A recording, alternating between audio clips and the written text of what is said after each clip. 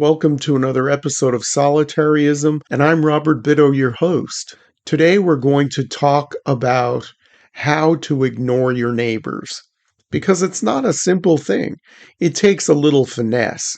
If you're living in a big city and you're a young professional, let's say 28 years old, we already know that you're probably not buying a house. You're going to be living in cramped quarters. If you're lucky to be living alone, you'll be living in some studio or some one-bedroom apartment, probably in the low rent district, surrounded by a lot of people you don't know and you don't want to know. And a lot of that has to do with the way our society has changed over the past few decades. But it is what it is, and you find yourself in the middle of it.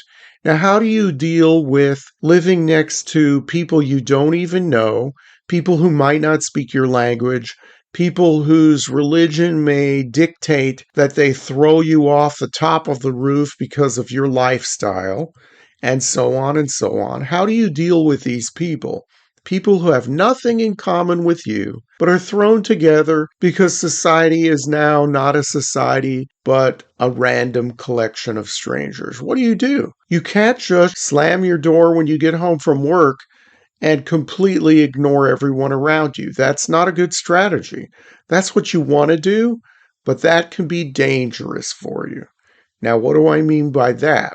Well, if you're perceived as someone who's aloof and antisocial, then people will start thinking things about you. If you're one big mystery, people will start to fill in the blanks, and they will never fill in the blanks with good things. They'll see you as a strange weirdo, a possible threat to them. Who knows? If they don't know who you are, if their kid's tricycle goes missing, they'll immediately think it's you because you're a suspicious character, and so on. And that incident of the missing tricycle could lead to your tires getting slashed, even though you didn't do anything.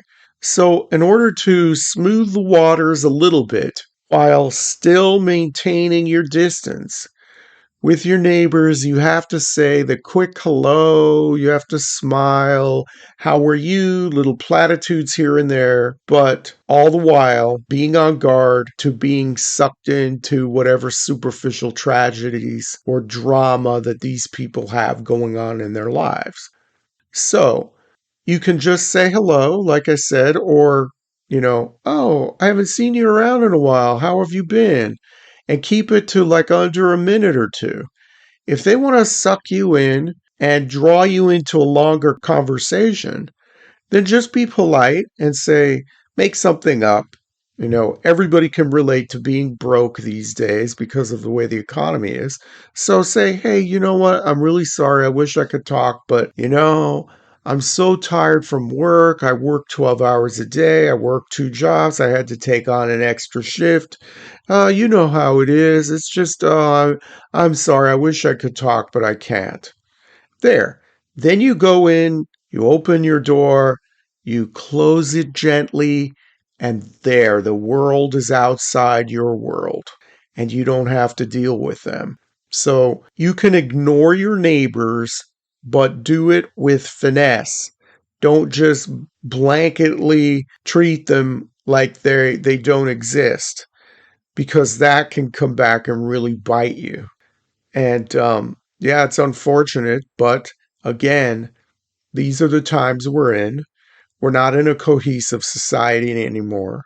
America is not what it was 50 or 60 years ago. There are people who are alive like me who remember happy neighborhoods, young families, young professionals just starting off, and people watching out for each other, people watching out for each other's kids, kids playing in the streets, and that sort of social cohesion. It's gone.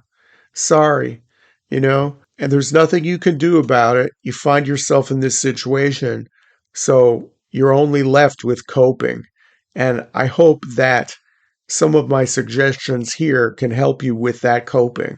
I would love to hear in the comments section some of your bad neighbor stories, how you resolved them, and how you found yourself coping with bad neighbors or moving to a new city where you don't know anyone and you don't want to know anyone. I want to hear what you have to say about that. That's about all I have to say on this subject. And until next time, be happy alone.